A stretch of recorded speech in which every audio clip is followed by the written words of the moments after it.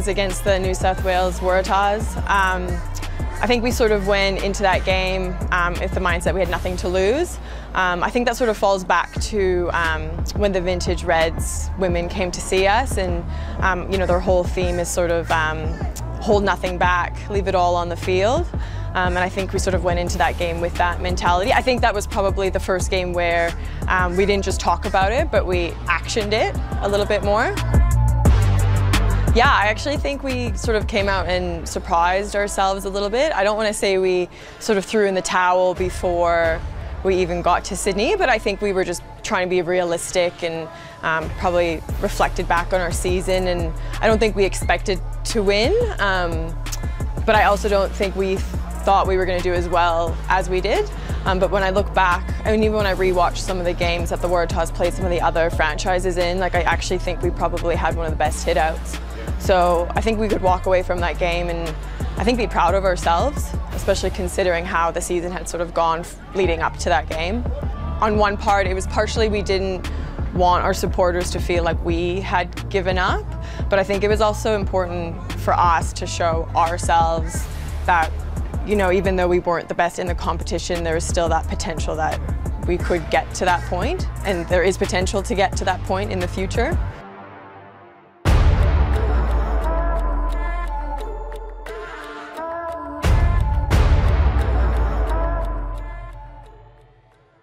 Hello, my name is Shalom Sawaso. I am 16 and I go to Ipswich State High School.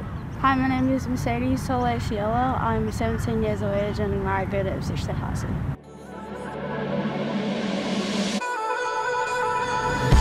I'm the only girl in the household. So I've got two brothers and my dad, they always watch rugby. And I think that's what kind of got me into it. But growing up, that's all we've ever really known is just rugby. One of the girls that took us under their wing was C.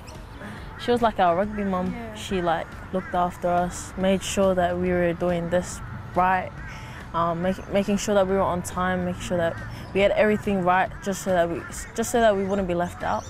But yeah, Laurie and Charlie, yeah, are two favourites.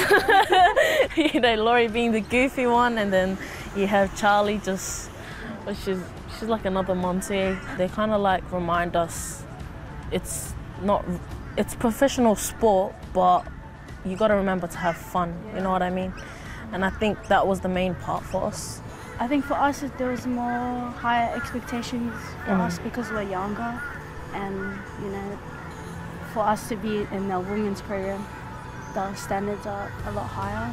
But I think once we got into the game, like we were fine. Honestly, no words can explain how excited I am.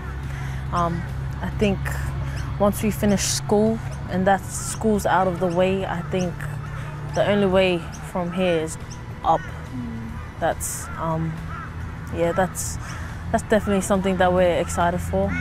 I don't even know what we're gonna do here, but we hope to get in the Wallaroos. I'm just so excited to be an inspiration to kids that are going through the lifestyle that we went through when we were younger. Just to show them that there's more to life. There's something to look forward to. So I'm so excited.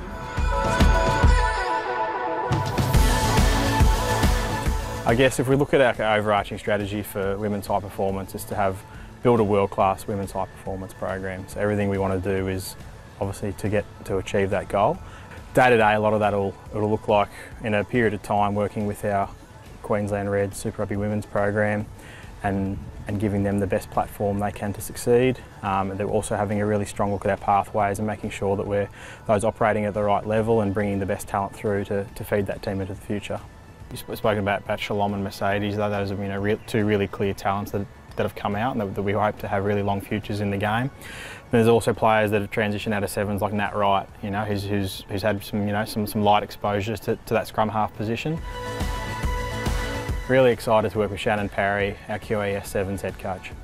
Just as a starting point, being here in the office with her every day, we'll start to be able to unlock some of those opportunities, really get to know I guess, understand her journey, and then when we're talking to players, it can really start to resonate with them and have someone that they have as a role model, and we can use her first-hand experience of how to guide and develop their own pathways. But yeah, really excited to work with Shannon. Obviously, a storied career in both codes, and someone who'll be a really, I guess, strong advocate for Queensland, but someone who I can work really closely with in helping shape where we want to take women's rugby.